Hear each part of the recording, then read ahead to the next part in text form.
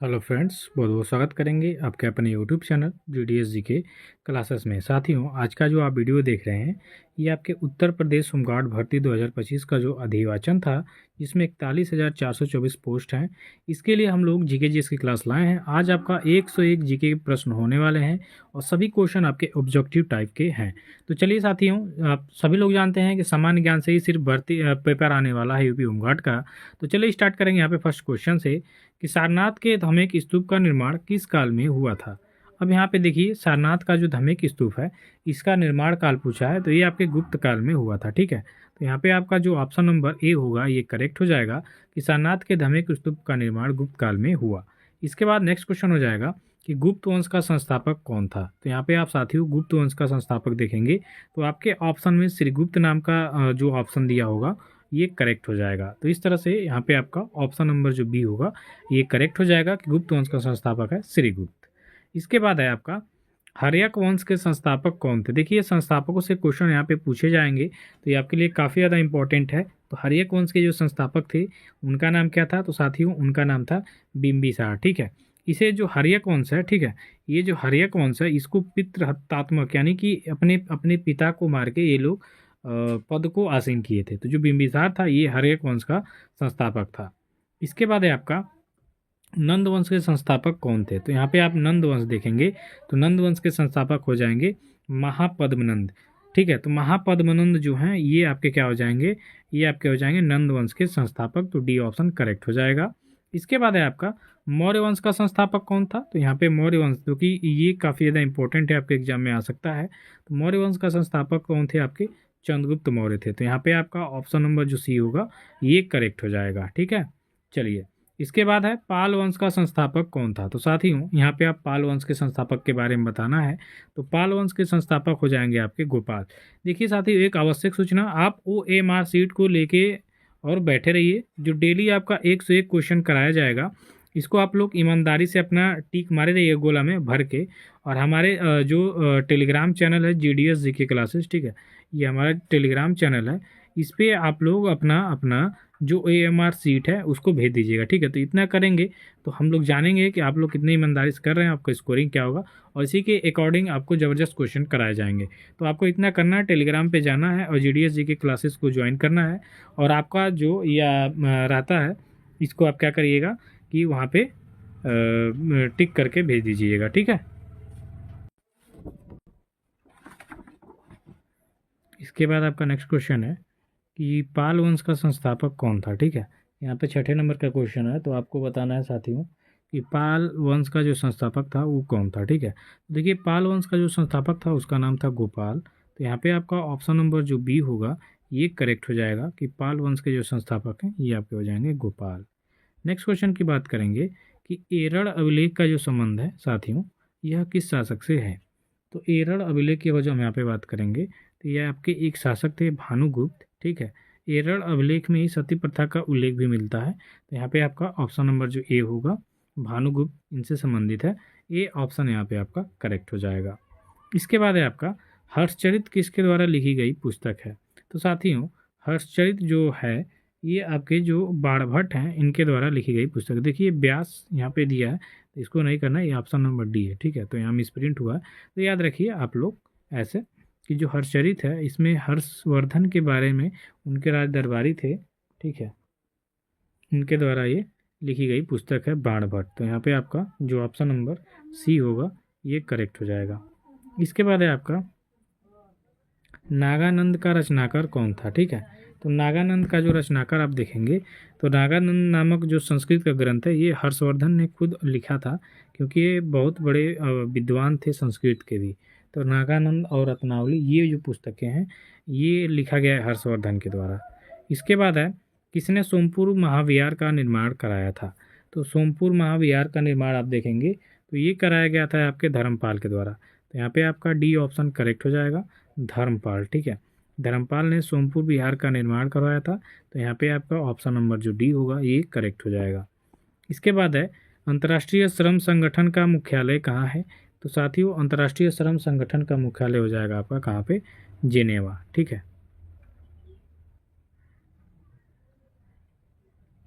International labour organisation, ILO जिसको बोलते हैं, तो इसका मुख्यालय आपके जिनेवा में। तो सी ऑप्शन यहाँ पे आपका करेक्ट हो जाएगा। इसके बाद है आपका क्वेश्चन कि विश्व स्वास्थ्य संगठन का जो मुख्यालय है साथियों, ये कहाँ पे है? तो विश्व स्वास्थ्य संगठन ये भी आपके जिनेवा में हो जाएगा। तो इस तरह से यहाँ पे जो आपका ऑप्शन नंबर बी होगा ये करेक्ट हो जाएगा कि विश्व स्वास्थ्य संगठन का मुख्यालय जिनेवा में होगा। इसके बाद है विश्व कैंसर दिवस कब मनाया जाता है? यहाँ पे एक क्वेश्चन दिया गया है। तो विश्व कैंसर दिवस जो है इसी फरवरी माह में 4 फरवरी को प्रत्येक वर्ष मनाया जाता है, जो कैंसर के प्रति जागरूकता फैलाया जाता है। तो यहाँ पे आपका डी ऑप्शन करेक्ट हो जाएगा। इसके बाद है आपका अंतर्राष्ट्रीय महिला दिवस कब मनाया जाता है? तो अंतर्राष्ट्रीय महिला दिवस देखिए साथियों, ये महिलाओं के सम्मान में उनके उत्थान के लिए प्रत्येक वर्ष के 8 मार्च को मनाया जाता है। तो यहाँ पे आपका ऑप्शन नंबर जस्ट कल मनाया गया, तो ये आपका यहाँ पे सही उत्तर हो जाएगा। ठीक है, चलिए इसके बाद है कल नहीं मनाया जाएगा, अगले महीने में 8 मार्च को पृथ्वी दिवस कब मनाया जाता है? तो पृथ्वी दिवस की बात करेंगे तो पृथ्वी दिवस हो जाएगा आपके 22 अप्रैल को। ठीक है, इसको आप देखिए, ये जो दिवस बताया गया है ये काफ़ी ज़्यादा इम्पोर्टेंट है, आपके एग्जाम में पूछता है। इसके बाद है विश्व तंबाकू रोधी दिवस कब मनाया जाता है? तो विश्व तंबाकू रोधी दिवस की अगर जो हम बात करेंगे तो साथियों मनाया जाता है 31 मई को। तो यहाँ पे आपका ऑप्शन नंबर जो सी होगा ये करेक्ट हो जाएगा, 31 मई। ठीक है, कि विश्व तंबाकू रोधी दिवस ये आपके 31 मई को मनाया जाता है। हमने आपको बताया कि आप टेलीग्राम चैनल पे जाके और सभी प्रश्नों का उत्तर वो मार्कशीट पे भर के और हमें ऑनलाइन भेज सकते हैं। ठीक है, वहाँ पे ऑप्शन दिया गया आपको भेजने के लिए, तो प्रेषित कर सकते हैं। ठीक है, चलिए इसके बाद आपका नेक्स्ट क्वेश्चन हो जाएगा कि विश्व स्वास्थ्य दिवस कब मनाया जाता है, विश्व जनसंख्या दिवस कब मनाया जाता है? तो विश्व जनसंख्या दिवस की बात कर लेंगे तो ये आपके 11 जुलाई को मनाया जाता है। तो डी ऑप्शन यहाँ पे आपका करेक्ट होगा। इसके बाद है सांड युद्ध किस देश का राष्ट्रीय खेल है? ये भी देखिए आपके लिए इंपॉर्टेंट क्वेश्चन है। और सांड युद्ध की बात करेंगे तो सांड युद्ध आपका मनाया जाता है स्पेन में। तो यहाँ पे आपका ऑप्शन नंबर जो सी होगा ये करेक्ट हो जाएगा कि जो सांड युद्ध है ये आपके स्पेन का राष्ट्रीय खेल है। इसके बाद है आपका जूडो किस देश का राष्ट्रीय खेल है? तो जूडो की बात करेंगे तो जूडो हो जाएगा आपका जापान, जैसे जूडो जैसे जापान। तो याद रखिएगा जापान है, जापान में आपका जो जूडो है ये उस देश का राष्ट्रीय खेल है। इसके बाद आपका नेक्स्ट क्वेश्चन है फ्रांस का राष्ट्रीय खेल यहाँ पे पूछ रहा है क्या है? तो फ्रांस का राष्ट्रीय खेल यहाँ पे क्या हो जाएगा? तो फ्रांस का राष्ट्रीय खेल यहाँ पे हो जाएगा फुटबॉल। तो आपका यहाँ पे ऑप्शन नंबर जो ए होगा ये करेक्ट हो जाएगा। नेक्स्ट है हॉकी में खिलाड़ियों की संख्या कितनी होती है? तो हॉकी में जो खिलाड़ियों की संख्या होती है साथियों वो आपकी होती है कितनी? तो ये आपका होता है 11। क्रिकेट, फुटबॉल और हॉकी में जो खिलाड़ियों की संख्या होती है ये आपकी होती है 11। तो इस तरह से यहाँ पे आपका ऑप्शन नंबर हो जाएगा, ठीक है, बी। चलिए इसके बाद है केंद्रीय चावल अनुसंधान संस्थान कहाँ स्थित है? तो केंद्रीय चावल अनुसंधान संस्थान, इसकी अगर जो हम बात करते हैं तो केंद्रीय चावल अनुसंधान संस्थान ये हो जाएगा आपके कटक में, हाँ उड़ीसा है, उड़ीसा। ठीक है, उड़ीसा के कटक में आपका ये पड़ता है केंद्रीय चावल अनुसंधान संस्थान की जो संस्था है। ठीक है,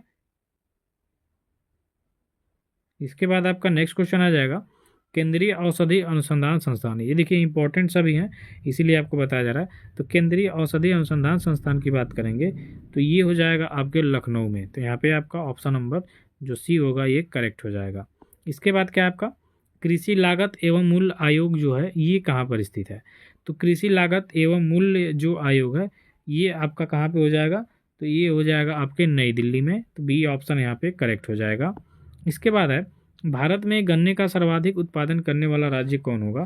तो भारत में सर्वाधिक गन्ना का उत्पादन करने वाला राज्य होगा आपका उत्तर प्रदेश। तो इसको आप मोस्ट इंपॉर्टेंट कर लीजिएगा क्योंकि यह यूपी से क्वेश्चन है तो ये आ सकता है। नेक्स्ट है भारत में मसाले का सर्वाधिक उत्पादन कहाँ होता है? तो भारत में सर्वाधिक मसाला होता है, वैसे तो आप केरल कर्नाटक में जाएंगे लेकिन सबसे ज़्यादा देखेंगे तो ये मध्य प्रदेश में होता है। तो यहाँ पे आपका ऑप्शन नंबर, कई लोग इस पर कमेंट करेंगे ज़रूर कि नहीं मसाले सबसे ज़्यादा केरल में होते हैं, तो जाके आप गूगल पे देख सकते हैं। ठीक है, इसके बाद है तातीपाका तेल शोधनशाला किस राज्य में स्थित है? तो तातीपाका तेल शोधनशाला की बात करेंगे तो ये हो जाएगा आपके आंध्र प्रदेश में, यानी कि इस तरह से यहाँ पे आपका बी ऑप्शन करेक्ट होगा। नेक्स्ट है साथियों, भारत में सबसे अधिक दाल का उत्पादन किस राज्य में होता है? तो भारत में सबसे अधिक दाल का उत्पादन आप देखेंगे तो ये सर्वाधिक दाल का उत्पादन होता है आपके यही मध्य प्रदेश में। तो यहाँ पे आपका ऑप्शन नंबर जो बी होगा ये करेक्ट हो जाएगा।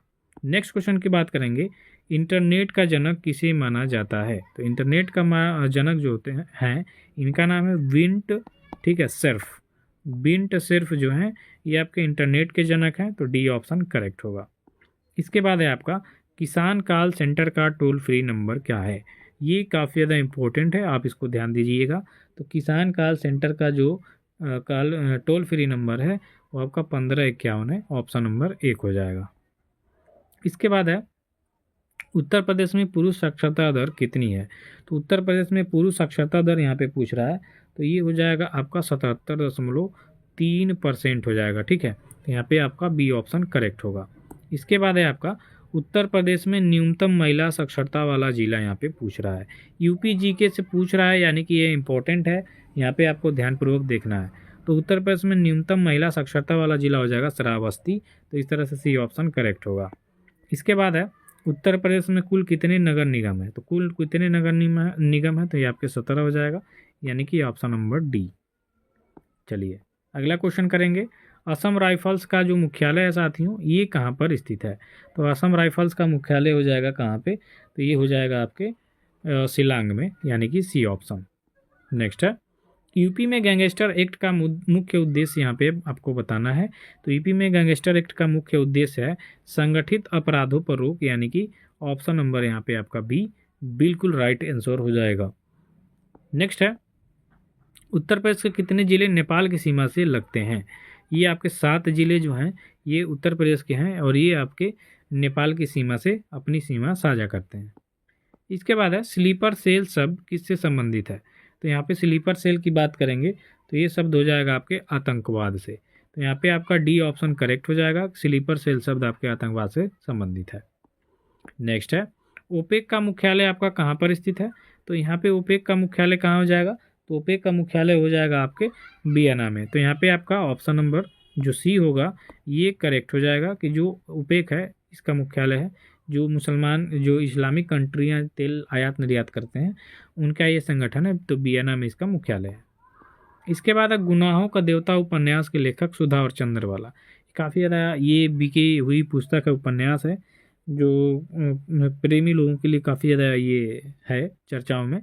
गुनाहों का देवता, इसमें सुंदर और चंदर हैं, ठीक है, इनके ऊपर एक कहानी बनाई गई है। तो ये धर्मवीर भारती का लिखा हुआ उपन्यास है, तो इस तरह से यहाँ पे सी ऑप्शन करेक्ट होगा।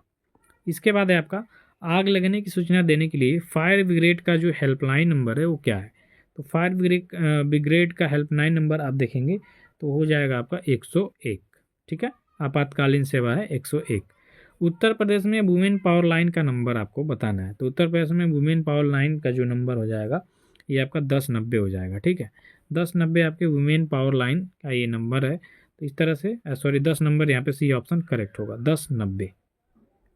इसके बाद है उत्तर प्रदेश में मुख्यमंत्री हेल्पलाइन नंबर आपको बताना है। तो उत्तर प्रदेश में मुख्यमंत्री हेल्पलाइन नंबर की जो बात करते हैं तो मुख्यमंत्री हेल्पलाइन नंबर क्या हो जाएगा? तो मुख्यमंत्री हेल्पलाइन नंबर हो 1076, ठीक है, तो बी ऑप्शन करेक्ट होगा। इसके बाद है प्रतिवर्ष अंतर्राष्ट्रीय मानवाधिकार दिवस कब मनाया जाता है? ये काफ़ी ज़्यादा इंपॉर्टेंट क्वेश्चन है और इसका राइट आंसर हो जाएगा आपका 10 दिसंबर को प्रतिवर्ष क्या मनाया जाता है? अंतर्राष्ट्रीय मानवाधिकार दिवस। राष्ट्रीय महिला आयोग की स्थापना किस वर्ष हुई थी? तो 1993 में अंतर्राष्ट्रीय महिला जो है 1992 में, यानी कि डी ऑप्शन यहाँ पे करेक्ट होगा। इस तरह से अगला क्वेश्चन है कि पायरिया रोग किस अंग से संबंधित है? तो पायरिया आपका मसूड़ा या दांत दिया रहेगा तो उससे संबंधित हो जाएंगे। तो इस तरह से यहाँ पे आपका ऑप्शन नंबर ए बिल्कुल करेक्ट हो जाएगा। भारत में सर्वाधिक प्रजनन दर किस राज्य का है? तो सर्वाधिक प्रजनन दर की बात करेंगे तो ये आपके हो जाएगा बिहार का, ठीक है, तो यहाँ पे आपका बी ऑप्शन दिया हुआ है बिहार, तो यहाँ पे करेक्ट होगा। इसके बाद है शरीर की सबसे लंबी हड्डी कौन सी है? तो शरीर की सबसे लंबी हड्डी वही आपकी फीमर की होती है, और ठीक है, तो यहाँ पे आपका सी ऑप्शन करेक्ट हो जाएगा। इसके बाद है होम्योपैथिक के संस्थापक कौन थे? तो होम्योपैथिक के संस्थापक थे हैनीमैन, ठीक है। हैनीमैन जो हैं ये आपके होम्योपैथिक के संस्थापक थे। तो इस तरह से आपका डी ऑप्शन बिल्कुल राइट हो जाएगा। इसके बाद है शून्य की खोज का श्रेय किसे जाता है। तो शून्य का खोज किसने किया था भाई? तो ये आपके भारत के एक वैज्ञानिक थे जिनका नाम था आर्यभट्ट, प्राचीन काल के। इनके द्वारा शून्य की खोज की गई थी। कोशिका की खोज किसने किया था? तो कोशिका का खोज किया गया था किसके द्वारा? तो ये रॉबर्ट हुक के द्वारा किया गया था, यानी कि बी ऑप्शन करेक्ट हो जाएगा। नेक्स्ट है भारत रत्न पुरस्कार की स्थापना किस वर्ष हुई थी? तो 1954 यानी कि 1954 में इस पुरस्कार की स्थापना हुई थी, जिसमें 3 लोगों को एक ही साथ नोबेल प्राइज दिया गया था।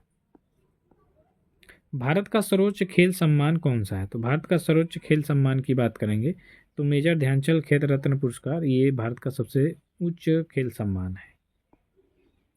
नोबेल पुरस्कार कितने क्षेत्रों में दिया जाता है? तो नोबेल पुरस्कार जो कि 6 क्षेत्र में दिया जाता है, सबसे बड़ा पुरस्कार है और इसका ऑप्शन नंबर सी करेक्ट हो जाएगा। नेक्स्ट है ग्रैमी पुरस्कार किस क्षेत्र में दिया जाता है? तो ग्रैमी क्षेत्र का पुरस्कार की बात करेंगे तो ये आपके संगीत के क्षेत्र में दिया जाता है। तो इस तरह से बी ऑप्शन करेक्ट होगा। पीतल नगरी के नाम से किसे जाना जाता है? ये देखिए, ये आपके यूपी जीके से क्वेश्चन है और इम्पोर्टेंट हो जाएगा। इसका राइट आंसर हो जाएगा मुरादाबाद, ठीक है। मुरादाबाद आपका इसका राइट आंसर हो जाएगा। तो यहाँ पे ये ऑप्शन करेक्ट है। शांत घाटी यानी कि साइलेंट वैली किस राज्य में स्थित है? तो शांत घाटी की बात करेंगे, साइलेंट वैली, तो ये आपके हो जाएगा कहाँ पे? केरला में। तो यहाँ पे बी ऑप्शन करेक्ट होगा।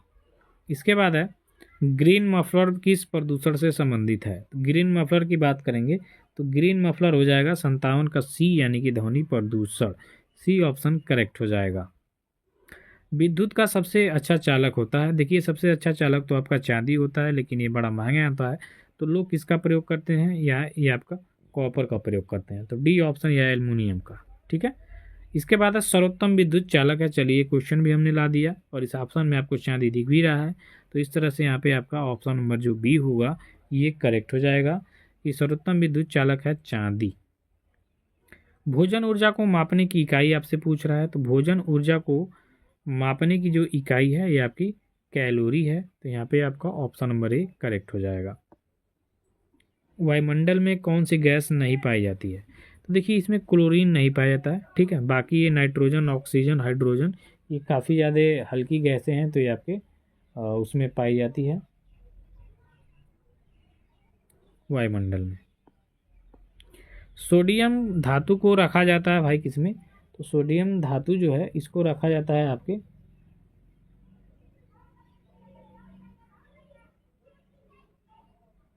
सोडियम धातु को रखा जाता है किसमें? आपके मिट्टी के तेल में, ठीक है। तो सी ऑप्शन करेक्ट हो जाएगा। इसके बाद है सोने के साथ कौन सी धातु मिलाई जाती है? तो जो गोल्ड होता है, ठीक है, गोल्ड के साथ क्या मिलाया जाता है? तो गोल्ड के साथ मिलाया जाता है तांबा। तो यहाँ पे आपका ऑप्शन नंबर जो डी होगा ये करेक्ट हो जाएगा। 18 कैरेट में शुद्ध सोना पाया जाता है। तो 18 कैरेट में आप शुद्ध सोना की बात करेंगे तो 18 कैरेट में शुद्ध सोना कितना पाया जाता है? तो 75% होता है लगभग, यानी कि ऑप्शन नंबर जो ये होगा ये करेक्ट हो जाएगा। पादप निकाय के किस भाग को पौधों का खाद्य कारखाना कहा जाता है? इस क्वेश्चन का आपका आंसर देना है। तो पादप निकाय का कौन सा ऐसा भाग है जिसको खाद्य कारखाना कहा जाता है? तो ये आपका हो जाएगा तना, ठीक है। तो बी सी ऑप्शन इसका करेक्ट हो जाएगा। निम्नलिखित में से कौन सा रोग संक्रमित पशुओं की लार से प्रसारित होता है? यानी जो संक्रमित पशु होते हैं इसके लार से, यानी कुत्ता का जो होता है, ठीक है, उसके लार से जो प्रसारित होता है रोग वो आपका रेबीज है, ठीक है। बहुत ही खतरनाक ये रोग होता है साथियों। इसके संपर्क में आने पे आदमी जल्द ही मर जाता है, बचने का चांस बहुत कम होता है। तो सी ऑप्शन करेक्ट है। इनमें अधिकतम ऊर्जा किसमें हो? तो इसमें सबसे ज़्यादा ऊर्जा आप देखेंगे तो वसा, ठीक है, वसा में ज़्यादा ऊर्जा की मात्रा होती है। तो इस तरह से यहाँ पे आपका जो डी ऑप्शन होगा ये करेक्ट हो जाएगा। विटामिन सी की कमी से होने वाली बीमारी, तो ये आपका होता है स्कर्वी, यानी मसूड़ों से संबंधित, जिससे ब्लड आता है। तो बी ऑप्शन करेक्ट होगा। हमारे शरीर में पित्त रस कहाँ पैदा होता है साथियों? तो हमारे शरीर में आप पित्त रस देखेंगे तो ये कहाँ पे होता है? तो ये होता है आपके जो होता है यकृत, यानी कि लीवर यहाँ पे होता है। तो डी ऑप्शन यहाँ पे आपका करेक्ट हो जाएगा। मानव शरीर में रक्त का थक्का किस विटामिन से जमता है? तो यहाँ पे विटामिन के आपके ऑप्शन में जो दिख रहा होगा तो ये आपका करेक्ट आंसर हो जाएगा। इसके बाद है शाकाहारियों को सर्वाधिक प्रोटीन किससे प्राप्त होता है? तो सर्वाधिक प्रोटीन इनको दाल से ही प्राप्त होगा। ठीक है, सर्वाधिक प्रोटीन, तो यहाँ पे आपका ए ऑप्शन करेक्ट होगा। मानव शरीर में अस्थियों की कुल संख्या आपको बताना है। तो 206 आपके वयस्कों में होता है, 306 या 300 के लपेटे आपके नवजातों में होता है। तो इस तरह से यहाँ पे 206 दिया होगा, यानी कि बी ऑप्शन बिल्कुल करेक्ट हो जाएगा। भारत में हाथी परियोजना कब शुरू किया गया? तो भारत में हाथी परियोजना की बात करेंगे तो ये आपके 1992 में इसको स्टार्ट किया गया था। इसके बाद है आपका मेधा पाटकर किस आंदोलन से जुड़ी हुई हैं? तो मेधा पाटकर की बात करेंगे तो ये नर्मदा बचाओ आंदोलन से जुड़ी हुई हैं, तो बी ऑप्शन करेक्ट होगा। कान्य कुब्ज किस भारतीय शहर का प्राचीन नाम है? तो कान्य कुब्ज की बात कर लेंगे तो कान्य कुब्ज हो जाएगा आपके कन्नौज का नाम। इसके बाद है आपका हर्षवर्धन की राजधानी कहाँ थी? तो हर्षवर्धन की राजधानी आप देखेंगे तो हर्षवर्धन की राजधानी हो जाएगी कन्नौज। ठीक है, चलिए। इसके बाद है बुद्ध ने अपना पहला उपदेश कहाँ पर दिया था? तो देखिए, बुद्ध को ज्ञान की प्राप्ति हुई थी सबसे पहले बोधगया में, और इन्होंने अपना जो सबसे पहला उपदेश दिया था वो आपके सारनाथ में दिया था। ठीक है, ये कंसेप्ट आपको याद कर लेना है, तो यहाँ पे सी हो जाएगा। मौर्य साम्राज्य का यहाँ पे अंतिम शासक पूछा जा रहा है। तो देखिए, स्थापना किया था चंद्रगुप्त मौर्य ने, याद रखिएगा, जस्ट बताया गया। और इसकी जो अंतिम शासक हुआ बृहद्रथ, जिसको मार के शुंग वंश की स्थापना पुष्यमित्र शुंग ने किया था। इसके बाद है मगध साम्राज्य का अंतिम शासक यहाँ पे पूछा है। तो मगध साम्राज्य यानी कि ये हर एक कौन से संबंधित पूछ रहा है? तो मगध साम्राज्य का जो अंतिम शासक था साथियों, ये आपका था कालाशोक। ठीक है, तो यहाँ पे आपका बी ऑप्शन करेक्ट होगा। सांची स्तूप का निर्माण किसने कराया था? तो सांची के स्तूप का निर्माण कराया गया था किसके द्वारा? तो ये कराया गया था आपके अशोक के द्वारा, तो ये ऑप्शन करेक्ट होगा। वेदों में सबसे प्राचीन वेद कौन सा है? तो वेदों में सबसे प्राचीन वेद है ऋग्वेद। वेदों की संख्या यहाँ पे अगर जो पूछेगा तो होगा 4। तो इस तरह से यहाँ पे डी ऑप्शन की तरफ आप जाएंगे।